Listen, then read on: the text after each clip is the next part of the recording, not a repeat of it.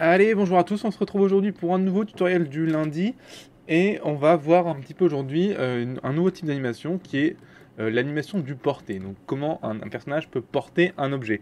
Ça va être très important parce qu'on va pouvoir un petit peu voir un nouveau concept qui est le fait de pouvoir animer une contrainte parent et le fait de pouvoir faire qu'un personnage tienne ou non un objet. C'est quelque chose d'un peu, un peu embêtant en 3D, il y a toujours des petits trucs à savoir et à comprendre pour bien que ça marche, pour pas qu'on ait des sensations de glissement. Donc on verra bien tout ça aujourd'hui.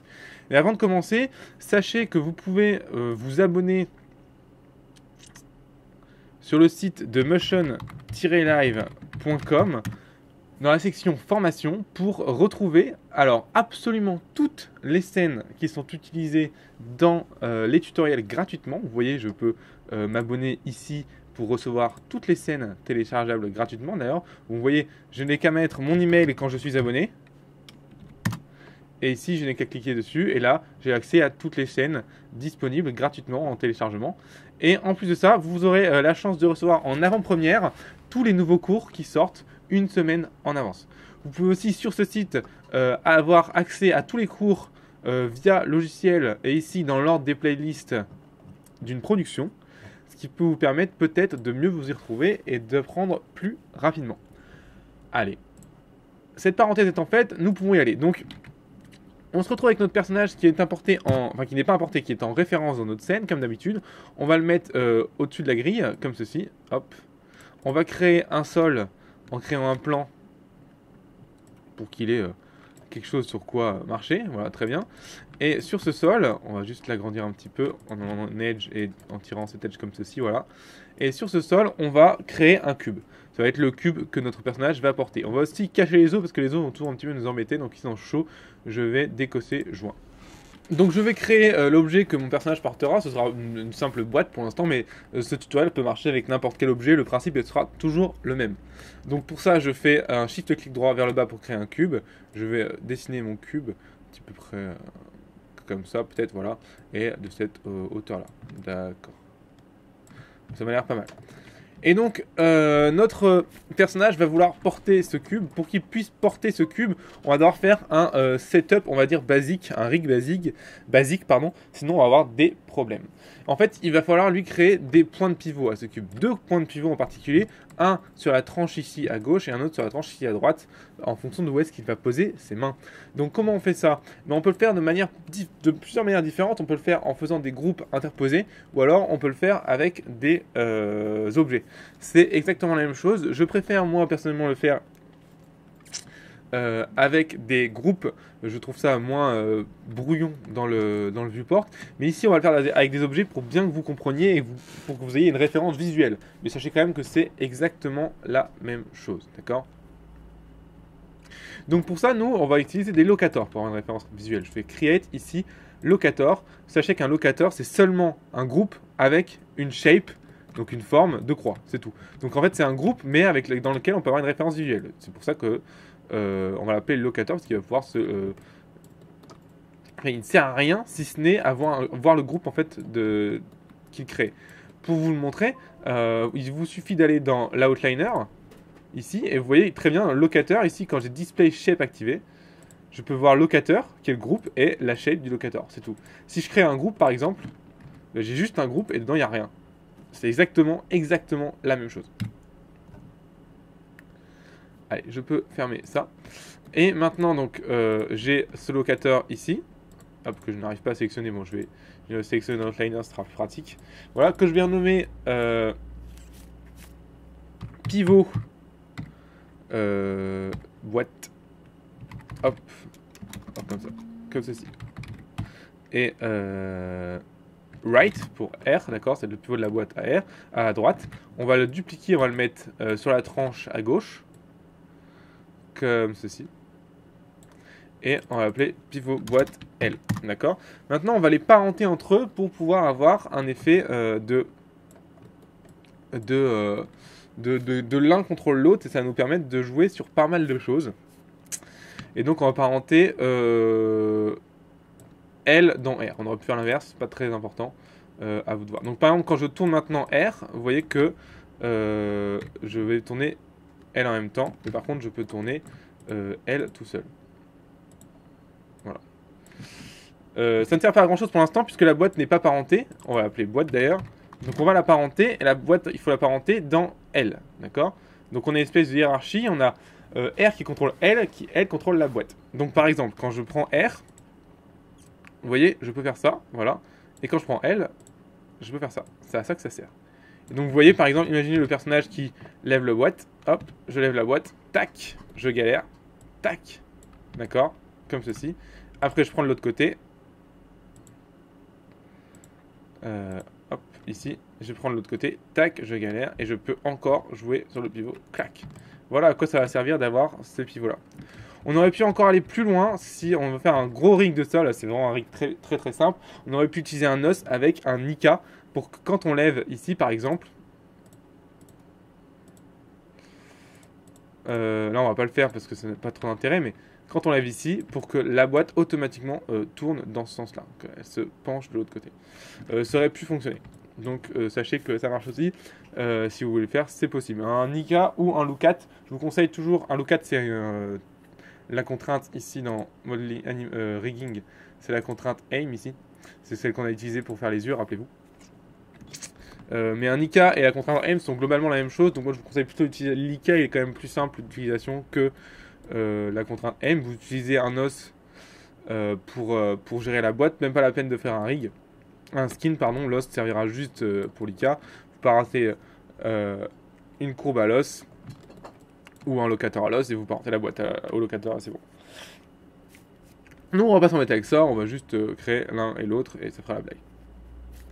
Et donc, maintenant que ceci est fait, on a notre rig global de boîte. Hop, et on le laisse comme ça pour l'instant et on va voir un petit peu comment on va pouvoir l'utiliser derrière avec notre objet, avec notre personnage. Donc rappelez-vous, le plus important quand on fait de l'animation, donc là on va commencer un petit peu à animer, c'est de toujours avoir de la référence. Donc je vais sur internet et je vais marquer portée, référence animation. Donc c'est vraiment très important de faire ça à chaque fois. Si vous ne faites pas ça, vos animations vont toujours manquer de réalisme et de poids. Alors j'en ai trouvé une ici, pas mal du tout, qui va me permettre d'avoir pas mal de poses clés. Et donc, on va se baser là-dessus pour travailler. Donc, je vous invite aussi à faire la même chose, vous filmer. Le mieux, c'est de vous filmer, c'est encore mieux ça. Mais là, bon, pour le tuto, là, j'ai pas pu avoir le temps de me filmer. Mais vous, si vous voulez faire ça chez vous et le faire à votre sauce pour pouvoir adapter le tutoriel à vos animations, n'hésitez pas à vous filmer, c'est les meilleures références que vous pourriez avoir. Donc ici, moi, j'en ai une que je trouve pas trop mal. Donc, je vais me baser là-dessus pour faire mes poses clés. Et on y va. Je vais commencer à partir de... comme le travail est sur le porté en lui-même, je vais vraiment travailler seulement sur... à partir de cette pose-là, je ne vais pas travailler ce qu'il y a avant où il marche. Ça ne m'intéresse pas. Donc, on y va. On va positionner notre personnage. Rappelez-vous, on commence déjà en key pose. Et c'est seulement après qu'on va... faire les interpolations, comme d'habitude.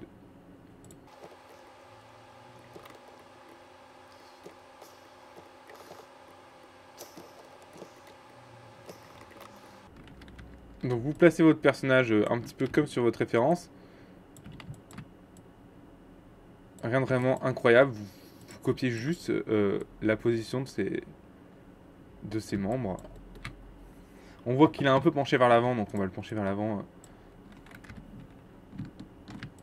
Hop. Comme ceci. Voilà.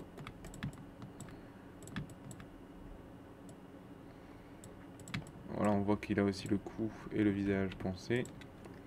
Je ne travaillerai pas non plus le regard ni le visage dans cette vidéo, puisque on a déjà vu, c'est pas très compliqué. Je vais juste me baser sur le porté en lui-même, l'animation du porté. Donc le visage et le regard ne sera pas géré dans cette vidéo.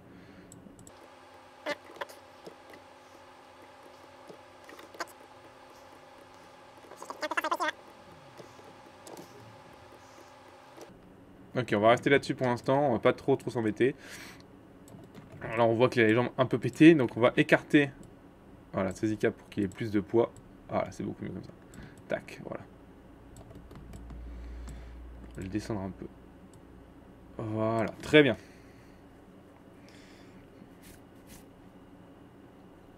Et donc là, on va pouvoir mettre une clé sur notre personnage. Donc rappelez-vous, on désélectionne bien les locators, les joints, on ne prend que les cœurs, comme ça nous permet de tout sélectionner.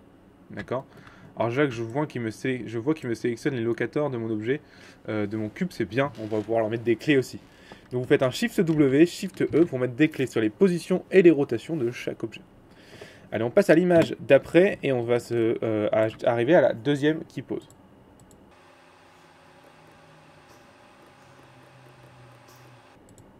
Donc la deuxième qui pose, c'est quand il se positionne pour attraper l'objet. Donc ce sera celle-ci. Alors vous voyez que lui il met la main devant, moi ça m'embête un peu par rapport à mon setup, donc je vais la mettre à côté, mais la théorie reste la même. Donc, pour ceci, je vois qu'il ne baisse pas tant que ça, il ne plie pas tant que ça les jambes, donc on va le plier un petit peu, voilà, pas tant que ça, très bien. Et je vois qu'il est quand même pas mal sur l'arrière, en fait. Voilà, je vais prendre par contre ces joints-là, ici, et le faire tourner comme ceci, parce que là par contre il est quand même pas mal comme ceci. Il est bien penché vers l'avant, voilà, très bien.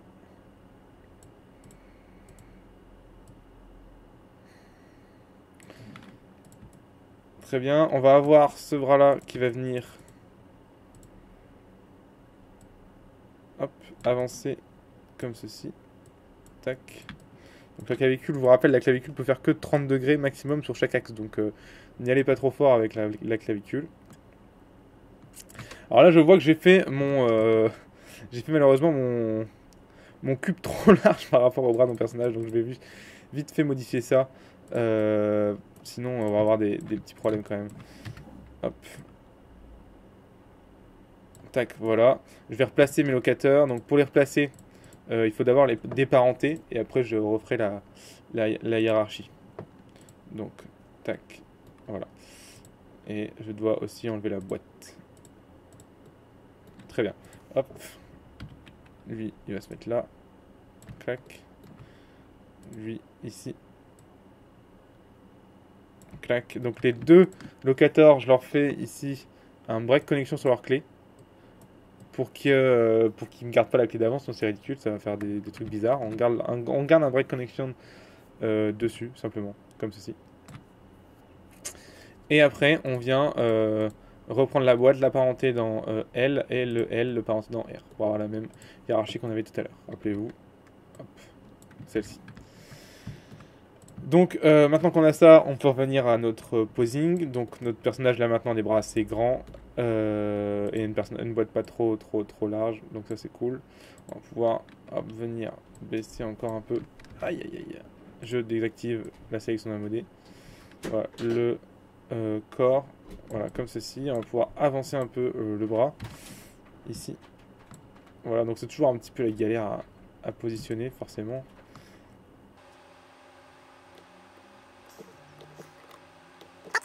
Comme ceci. Hop, on vient, voilà, plier le bras, voilà, comme ceci. Donc on voit qu'on est encore un peu faible. On va utiliser le fait qu'il plie. On peut même jouer là-dessus. Hop, venir ici, plier encore un peu ses jambes. Et là, on sera pas mal. On sera pas mal. On va se mettre juste avant. Voilà. Ça, on va pouvoir faire un petit peu tendre le bras. Et ici, on va venir prendre son visage, bien sûr. On va le relever. Parce que sinon, ça va être un peu compliqué. Voilà, sa deuxième main vient aussi se placer. Donc pour ça, on vient faire le même mouvement que la première. On vient tourner la clavicule, pas trop, hein. Je vous rappelle 30 degrés maximum. Après, on vient tourner l'épaule, qui elle peut prendre un peu plus. Tac, voilà, on vient tourner le coude pour en venir épouser la forme de notre objet. Alors je vois que la clavicule là, aurait pu prendre un peu plus et que le bras un peu moins. On a quelque chose d'assez bizarre en topologie. Voilà, très bien comme ça. Et on va venir le poser comme ça. Voilà, hop, parfait. Et donc là, on va pouvoir venir prendre toutes nos clés. Alors, vous voyez qu'il est beau, hein. On va venir prendre toutes nos clés et leur faire comme tout à l'heure, toutes nos clés, tous nos contrôleurs, je veux dire. Donc Shift W, Shift E. D'accord. Donc voilà les deux poses clés que nous avons. On va venir choper nos deux locateurs, alors mettre des clés sur les premières frames, parce que rappelez-vous, on les a supprimés juste avant. Donc voilà, comme ça. Et maintenant, on va venir mettre un des deux bras en Nika.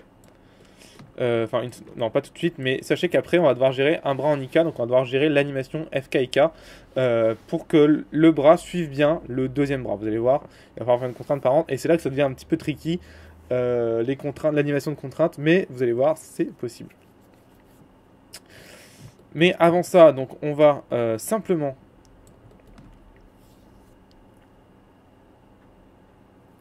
faire la troisième qui pose. Donc on va se mettre en troisième qui pose, ici, hop. Donc la troisième clé c'est celle-ci pour moi. Donc c'est où il se baisse vraiment pour attraper le dessous du carton. Donc ici on y va.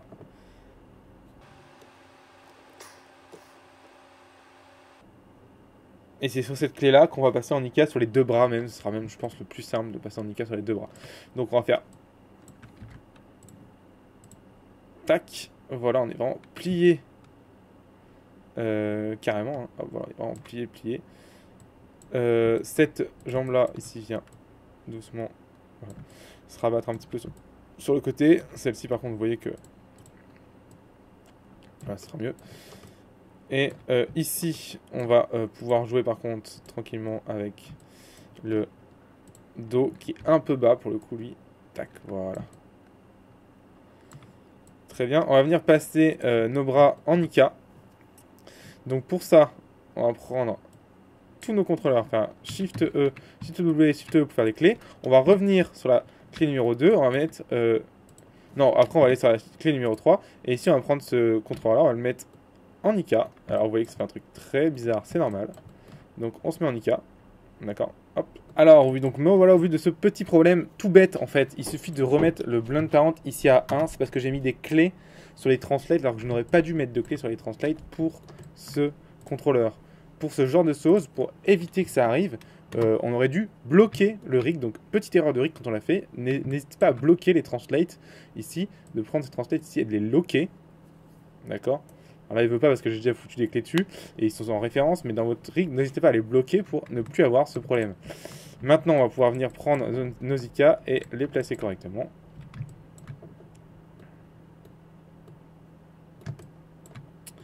Hop là, voilà. Tac. On va essayer de les replacer au même endroit que nos FK. Ici, lui aussi. Tac. Tac. Tac. Voilà. On va venir aussi gérer nos elbows ici, pour gérer un petit peu l'amplitude des coudes. Tac. Tac. Voilà. On va vraiment venir bien le placer. Hop, et ici. Hein. Comme ceci. Bien collé. On va prendre tout ça. On va recacher les joints. Erreur de ma part. Hop. Et tac, tac, tac. Tac. Maintenant, on regarde si tout se passe bien. Oui, c'est bon. On a le switch qui se fait bien entre les deux. C'est parfait. Alors moi, ce que je voulais aussi, c'est qu'il lève un peu le carton. Donc ici, je vais commencer à jouer un petit peu sur le fait qu'il lève ce carton. Alors malheureusement, le skin du poignet est vraiment pas terrible. Mais on fera avec. Mais n'hésitez pas à le retravailler sur votre perso à vous. Pour pas qu'on ait cet effet un peu dégueu ici, là. Hop, hop, voilà, il lève le carton, donc il est comme ça. On va bien poser la main ici sur hop, le carton. Voilà, comme ceci. On va prendre le pouce, on va venir le sortir. Tac, comme ceci. Voilà. Et là, on va venir lever le carton. Donc pour ça, on vient faire hop, tac, voilà, comme ceci. Et on vient le tourner pour qu'il soit toujours au sol, forcément. Comme ceci, voilà. D'accord. Hop, on va peut-être on va le baisser encore un petit peu. Peut-être lever un peu beaucoup.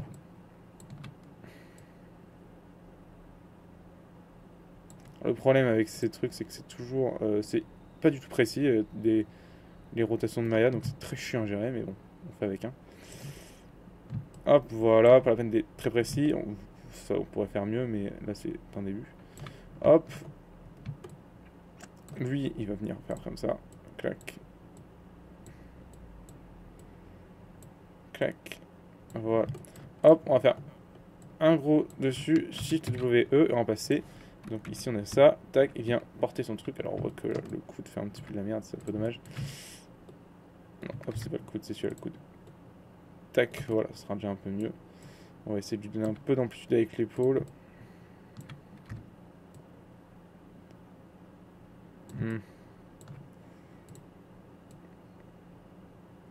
Voilà.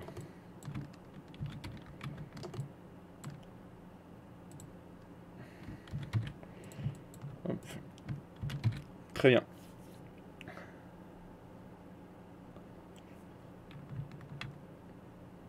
Hop. Donc, on se retrouve comme ça. Tac. Et on va venir maintenant... va monter, tirer. Donc pour tirer, comment on fait? On regarde notre référence. On voit que... Hop, on voit que d'abord, il y a un mouvement où il lève le carton vers l'arrière. Et après, donc pour ça, on va utiliser ici la contrainte parent, puisque maintenant on ne peut plus se permettre de faire ça à la main. Donc pour ça, on va faire une contrainte parent de ce contrôleur-ci, d'accord? Donc ce contrôleur de la main, vers le locateur droit, ici. Donc vous sélectionnez le contrôleur de la main et le contrôleur droit, et vous faites une contrainte ici parent, et vous venez faire un maintain offset, add. Maintenant, quand je bouge mon bras, la boîte suit.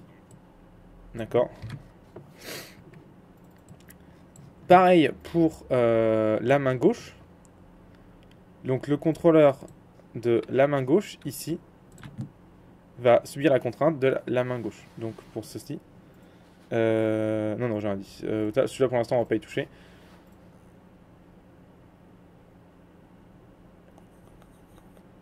Non, c'est bon. Et par contre, la main gauche, ici, va être gérée par la main droite. Ici, en contrainte. D'accord? Mais il faut d'abord bien la placer, donc on va d'abord bien la placer. Avant de bien la placer, on va prendre la contrainte, et c'est là que vous allez voir que c'est tricky et que je vais forcément vous gourer un moment, mais c'est pas grave. La contrainte, on va se mettre à la frame 2, voilà, et on va mettre le blend around à 0 pour revenir comme au début. Et ici, vous mettez une clé. Vous revenez ici à 3, et là, vous mettez le blend parent à 1, une clé. Et là, vous ne touchez plus à ce truc parce que si vous le rebougez, il y a tout qui va partir en vrille. Et vous êtes reparti pour refaire votre contrainte et tout, c'est très chiant. C'est pour ça que c'est pas ma technique préférée, moi, mais bon. Maintenant, cette main-là, on va bien la placer sur la frame d'après pour le porter, d'accord? Et après, on va pouvoir l'apparenter à l'IKEA derrière. Donc, on va se mettre en frame numéro 4. On va venir commencer le porter. Donc, on voit que, comme je vous l'ai dit, il le pousse vers l'avant. Mais là, vu ma position, moi, ce sera plus qui commence à tirer doucement. Donc, commencer à tirer. On va se mettre comme ceci. Hop, voilà. Comme ceci.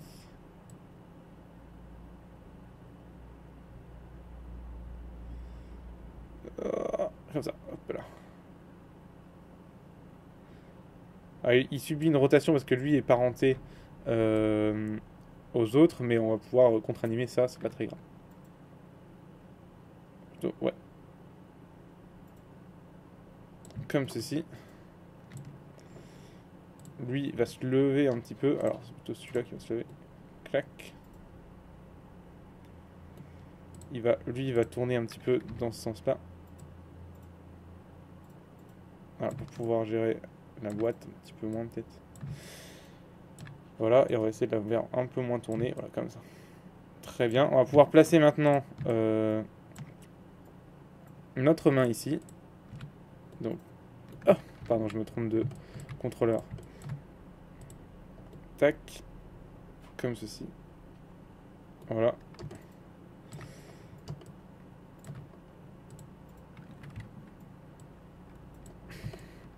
Parfait. Et là maintenant, on prend tous nos contrôleurs et on fout une grosse clé WE dessus. Maintenant, on va pouvoir mettre une contrainte parent de cette main-là, enfin de cette main-là sur cette main-là. D'accord, dans ce contrôleur de cette main-là vers l'IK de cette main-là.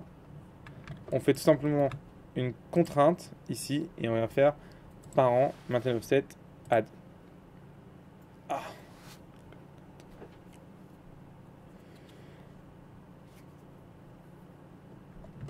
Est-ce qu'il y a déjà des contraintes? Oui. Donc vous voyez que là, mon objet a déjà une contrainte. Ce qui est embêtant. Oui. Donc on va venir dans l'outliner et on va modifier rapidement ce rig pour lui permettre d'avoir une contrainte. Vous allez voir, c'est pas très compliqué. Et pour ça, il faut le faire via la scène en référence donc, du rig. Donc vous allez dans votre scène de référence. Alors, hop, moi j'ai ouvert tout à l'heure. Celle-ci. Voilà. Et vous venez simplement mettre, ici vous mettez en IK. Oh, je vois que l'IK a bougé, c'est un peu dommage. Tac. Vous mettez en IK pour les deux, juste pour afficher les contrôleurs. Et ceux-là, vous les mettez dans un groupe, puisque là, sinon, ils sont ici. Comme ça, dans un groupe, lui aussi. Et vous allez, lui, le nommer groupe IK L, N, L, R, pardon. Et celui-là, ce sera groupe IK L. Comme ça, vous pourrez mettre la contrainte sur ce groupe. Et par contre, le contrôleur en lui-même restera seul en fait. Il a été géré par le groupe, mais lui pourra faire ce qu'il veut. Donc ça va être pratique. Et comme ça, on n'aura pas de problème de connexion entrante. Vous faites ça, vous faites un CTRL-S ici et vous revenez sur votre référence. Voilà. Et donc maintenant, on va reprendre ce contrôleur-ci. On va venir choper le groupe de notre contrôleur L. Et là, on va pouvoir venir faire une contrainte parente. Contrainte ici, parente, vous faites add. Ça marche. Maintenant, on est content parce que cette contrainte parent, on va pouvoir l'animer. Donc ici, lui, il a une contrainte parent. Ici, vous mettez une clé. Alors, d'abord, il faut mettre une clé. Ouais, non, c'est bon. Vous faites une clé ici et vous revenez avant. Et là, vous mettez une clé à 0. Hop, on peut fermer ça. Maintenant, ça vous permet d'avoir les deux bras. Et maintenant, regardez, ce bras sur la frame 5, ici, va pouvoir être géré par ce poignet ici. Hop. Et donc, on va pouvoir avoir ce genre de choses. Ah, j'aurais dû utiliser. Alors, petite erreur de ma part, on va la refaire. D'accord. On va la refaire. On va plutôt utiliser la contrainte du poignet pour gérer aussi les rotations. C'est vrai que c'était un peu dommage de faire que la position. Donc, pour ça, vous prenez votre groupe ici, vous cassez sa contrainte. Donc, pour ça, vous êtes dans Windows, Outliner. Vous appuyez sur F pour voir où est le groupe. Et ici, vous avez la contrainte, vous la supprimez. Juste, vous la supprimez simplement. Voilà. On revient comme tout à l'heure. Maintenant, on va prendre ce contrôleur-là, ici. Ce groupe-là, ici. D'accord. Et vous faites une contrainte parent. Donc, contrainte, ici, parent. Maintenant, quand je tourne mon poignet, vous voyez que c'est beaucoup plus marrant parce que là, vous allez voir, le tout va suivre. Et là, on commence à se faire un peu. Hop, on va venir sur la parenté ici, sur cette contrainte ici, mettre une clé ici, hop, et la frame d'avant, remettre une clé à 0 pour être sûr que ça ne patine pas. Voilà, hop. Maintenant, notre personnage peut se relever, donc 4, 3, 5, il se relève. Donc 5, on est sur ouais, cette position-ci, d'accord, sur celle-ci. Donc, ici, hop, on pourra fermer ça. Donc on voit qu'il a relevé tranquillement le dos. Voilà. Qu'il a le bras un peu là, quand même. Un peu pété, voilà, c'est mieux. Il va y avoir une petite rotation qui va se faire hop, dans ce sens. Et en tournant, vous allez voir que ça va le faire ça naturellement. Clac, voilà, cette petite rotation là. Pas encore très forte à cette position, voilà. On serait plus comme ça. Et on va essayer de pas trop que ça tourne comme ça.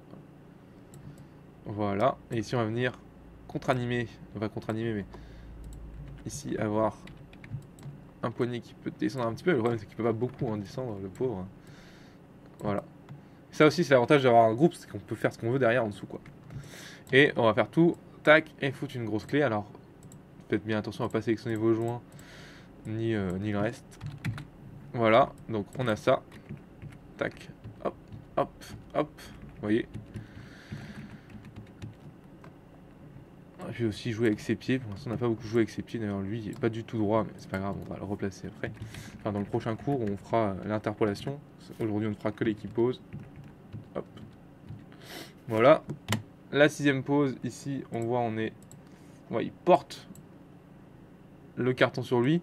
Alors moi, comme je suis plus en avant, eh bien, je vais avoir un personnage qui sera plus en arrière pour faire contrepoids forcément. Mais sinon, on est sur le même point de vue. Donc ici, on vient comme ceci, mettre le corps un peu en arrière. Alors, on va se mettre ici sur les positions en world pour pouvoir déplacer le bassin et les IK en même temps. Donc, hop, le bassin et les IK. Pas la peine pour celui-là. Et on vient, voilà, comme ceci, le déplacer un petit peu vers l'arrière. Voilà, on va venir mettre celui-là un peu en avant. Clac. Voilà. Le tourner tranquillement.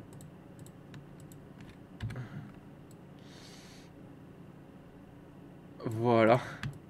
On sera dans un truc comme ça. Je trouve plus, malheureusement, mon contrôleur IK. Voilà, il est là. Hop, voilà. Et ici, on va être à peu près, voilà, tourner à peu près comme ça. Pas beaucoup. Ce sera pas beaucoup différent. Voilà, vous voyez que là, le bras, c'est la catastrophe. On a le bras qui passe carrément à travers, c'est un peu embêtant. Allez, vous me dire. Voilà, on va le replacer.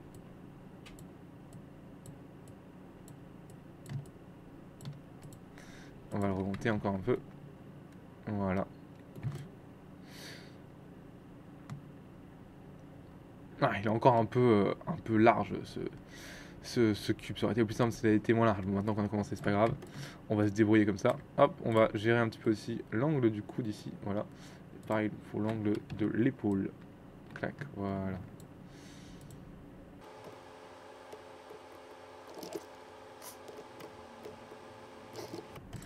On prend tout, on fait un, si tu le voulais, Shift E. Donc voilà un petit peu l'idée. Clac, clac, clac, hop. Il lève, hop là. Alors vous voyez que ici le bassin ne bouge pas du tout, ce qui est un peu dommage. Ça aurait été marrant que le bassin bouge un petit peu. Que ici ils viennent se mettre. Ici il faudrait qu'il soit. Hop, clac, clac. Hop là. Là il faudrait qu'il soit encore un peu plus bas quoi. Celui-là, pardon. Ici. Encore un peu plus bas. Clac. Voilà, et qu'on ait par contre un truc comme ça. Voilà, et on va revenir par contre compenser la rotation. C'est un peu relou ça, en mettant.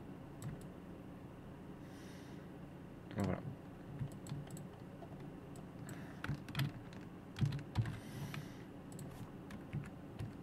Ouais, c'est mieux ça. Hop, tac, tac. Donc, tac, tac, tac. Là, on voit qu'il est déséquilibré en arrière, donc il va falloir sur la prochaine pause qu'il se rattrape. Donc, alors, petit problème de mise à jour, voilà. Donc pour ça, on le recule bien, comme il faut. Hop. La jambe vient derrière, ici, se rattraper. Hop là, clac.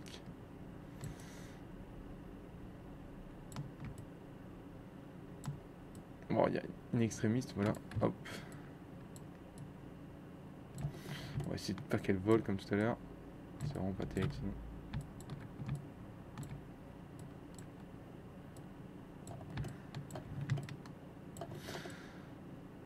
Voilà, on va venir continuer à tout simplement relever notre corps tranquillement. Hein.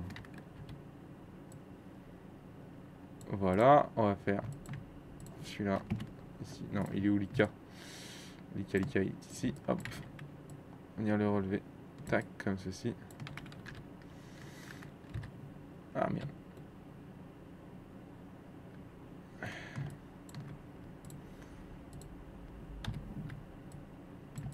Voilà. Bon, on a le tout qui rentre dans son corps. Encore une fois, vu la taille de la boîte, on n'avait pas trop le choix. C'est pas trop grave. À la limite, on pourrait faire une boîte un peu moins haute. C'est pas trop un problème. Hop, voilà. Pour l'histoire. Hop. Clac, clac. Encore une fois, après, c'est vraiment pour vous montrer les contraintes. On pourrait vraiment s'embêter à faire un truc un peu plus réaliste dans le porté, mais ça fera la blague là. Voilà, c'est une question de skin un peu moche, mais donc vous voyez, hop, il tombe en arrière, clac, il se rattrape avec son quai. Il faudrait peut-être même une pause entre deux pour le moment où le pied se lève, mais là comme on travaille le porté, c'est pas très grave pour l'instant. Hop, tac, tac, tac, tac, tac. Ah, voilà. Hop, on va rajouter une clé où on va dire il se stabilise. Donc venir mettre ce pied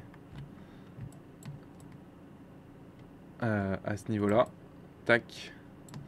Le bassin, lui, encore un peu plus haut. Clac. Le bras, ici. À ce niveau-là. On va venir mettre tranquillement les faire se relever. Comme ceci. Mais par contre, lui, il faut pas trop qu'il se tourne. Parce que sinon, forcément, ça va faire un truc bizarre. C'est pas possible à tenir, quoi. Hop. Là. Voilà. Bon.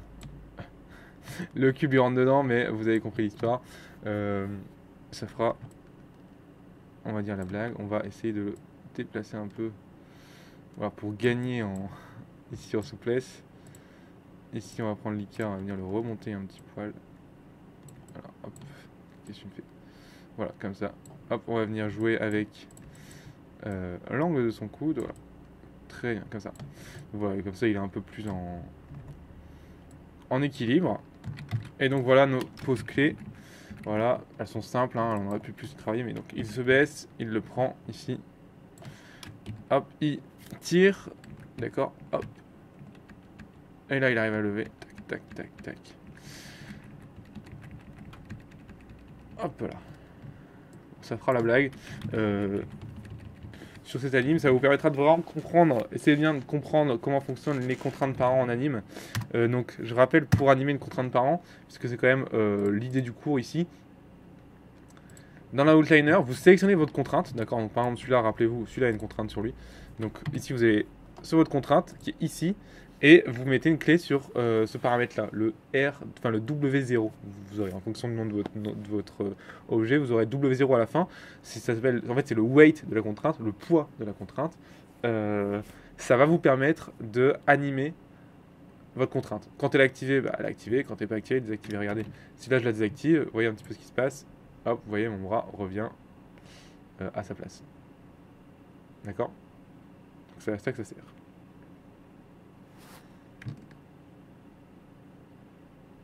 En plus, merde. Donc voilà. Donc n'hésitez pas à jouer avec ça, voir vraiment comment ça fonctionne. Vous voyez qu'on a fait une contrainte seulement sur celui-là, mais on aurait pu après switcher et faire une contrainte sur celui-là. Enfin bref, il y a plein de solutions. Donc n'hésitez pas à essayer de bien travailler ça tranquillement chez vous. Vous allez voir que il y a des difficultés, quoi. Vous allez certainement vous emmêler les pinceaux au début sur les contraintes. Ça va sauter, la boîte va se retrouver au mauvais endroit et tout. Donc jouez bien avec ça, c'est important en anime. Rien que quand un personnage veut lancer un objet, quand il veut porter un objet, etc. C'est un peu embêtant. Sachez qu'il y a d'autres solutions. Il y a la solution simplement de faire deux boîtes en fait et de jouer avec la visibilité de l'une et de l'autre. Une parentée à la main et l'autre non parentée, et vous switchez de visibilité. C'est possible aussi et ça marche très bien aussi. Donc sachez-le. J'aime bien aussi utiliser cette technique pour des jeux pas trop compliqués, comme par exemple lancer une balle. Bah, la balle, il y en a une dans la main qui est cachée, et quand elle se lance, enfin une dans la main qui est pas cachée, et quand elle se lance elle se cache, et c'est une autre qui part. C'est possible aussi et ça marche très bien, donc n'hésitez pas à l'utiliser et à essayer aussi.